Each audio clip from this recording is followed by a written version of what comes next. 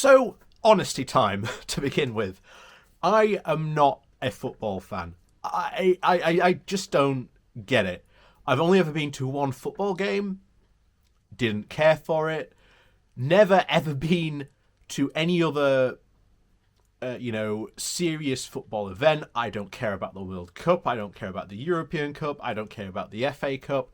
I don't care about what league Barnsley Football Club happens to be in at that time. Football is just not my thing. And that's fine. Like I say, I play D&D. It's not going to be everyone's cup of tea. As you can see from up here, I play Warhammer 40k and Age of Sigmar. Not everyone's cup of tea. I get that. But I think that what's been the funny thing about all this, and there's two very key things here. The first of all is how quickly Boris Johnson reacted. Oh my. So, whenever the government comes out and says that Boris was too slow or that he was, just didn't care or whatever, we have seen Boris Johnson act incredibly fast in this case. Ludicrously fast. In fact, within a day, he had called a meeting of all the major clubs to discuss this. Why? Because Boris Johnson's political advisors saw how much this was important, saw that this was key to a working class vote, and decided that Boris Johnson had to move on this. Hence why so much happened in literally less than 24 hours of this announcement. What's even more funnier is that, and this has not been lost on a lot of people, trust me, is that Boris Johnson was here arguing that these British clubs should not leave the European state or the European organisation for essentially promises of greater riches and prosperity elsewhere. Sound familiar? I for one, when I started to see this, and I took notice of this, I genuinely couldn't believe it, because this is the exact argument for remaining in the European Union. And I'm like, okay, well, this is new. This is quite fun. But of course, this was done because I guarantee you, Boris Johnson's advisors came to him and said, you have to pay attention to this because this is important to working class people. This is important to the Red Wall. This will hopefully maybe get us a more, people on our side for the votes in November, in May when it comes up. Get people thinking a bit more favourably of Boris. After all, there's nothing apparently more British than football. So,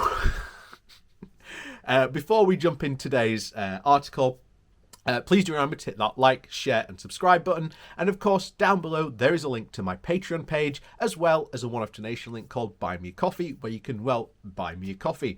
And thank you to all those people who do support the channel that way, whether you throw me a bit of, change for the links below, or you just hit those like, share, and subscribe buttons. Every little helps to help and support and grow the channel. So, on with the article for today. And this comes from the London Economic. And the title is, Johnson's stance on football clubs leaving the established European setup gets attention on social media. Boris Johnson's stance on the European Super League has been getting plenty of attention on social media, with many comparing it to his pro-Brexit benefits. The Prime Minister, who was one of the chief instigators of the pro-Leave campaign, is considering creating a new law to block the breakaway league, which will include 6 Premier League teams. At a meeting with the FA and the Premier League, he voiced his, quote, unwavering support for their efforts to block the so-called Big Six clubs for the English game for going ahead with the new breakaway competition. Downing Street said that he expressed solidarity with the fans and groups who were also represented at the meeting, saying that they should be at the heart of any decisions about the future of the national game. He reiterated his unwavering support for the football authorities and confirmed that they have the government's full backing to take whatever action is necessary to put a stop to these plans, a Number 10 statement said. It also said the Prime Minister confirmed the government will not stand by while a small handful of owners create a closed shop.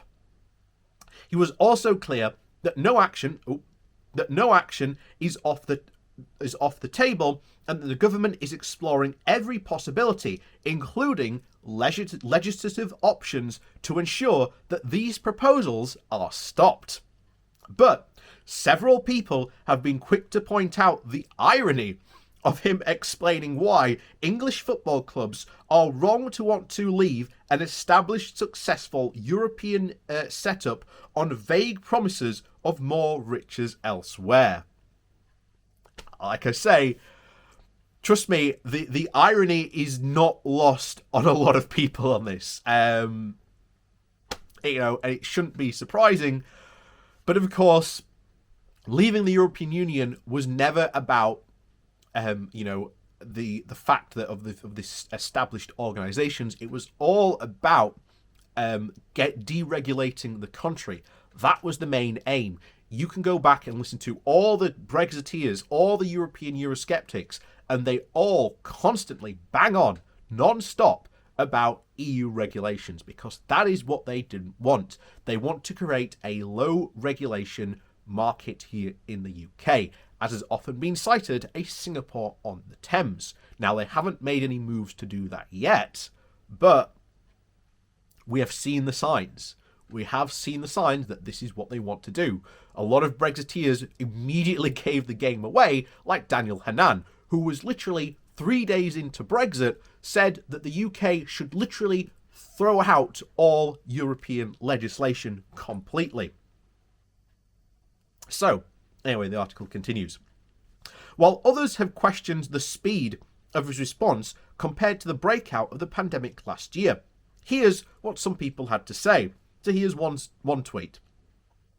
Boris Johnson has leapt into the Super League populist bandwagon by saying it's wrong for a group of rich people to destroy the successful European model of doing business by walking away, promising riches elsewhere for themselves and no one else. Oh, the irony. Oh, the irony indeed.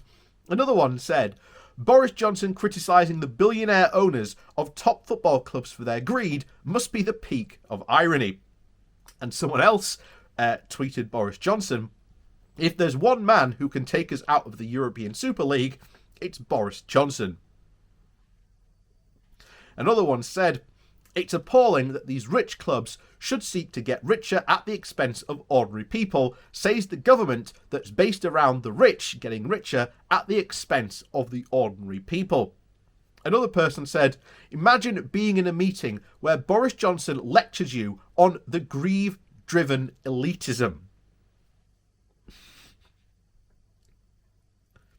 Another one, Boris Johnson holding a round-table meeting on the Football Super League issue, but not hunger, homelessness, or with families of those who have died during the pandemic. Another one, hard not to reflect that Boris Johnson's very public intervention in the meetings about the Football Super Leagues are to contrast with his dilettante attitude at the beginning of the pandemic. And yeah, it's, as I said right at the very beginning, Johnson was made to do this, ultimately moved very fast because this was just a populist thing to do. And at the moment, the Tories are desperate to try and get any support they can for the upcoming May elections. And trust me, this was what this was tried to do. But let's face it, in the future, whenever the Tories do not move fast enough, maybe, it's very clear, maybe we need footballers to actually become politicians. Who knows? maybe footballers are far more capable of running the country than Boris Johnson is maybe at this moment, because if Marcus Rashford is anything to go by, maybe he'd be doing a better job than Boris Johnson would be currently at running the country. That's for sure. So, as always, thanks for watching. Please do remember to hit that like, share and subscribe button on your way out. And of course, down below there is a link to my Patreon page. And of course, there's my one-off donation link called Buy Me a Coffee, where you can, well, do just that. And as always, thanks for watching, and we'll see you next time.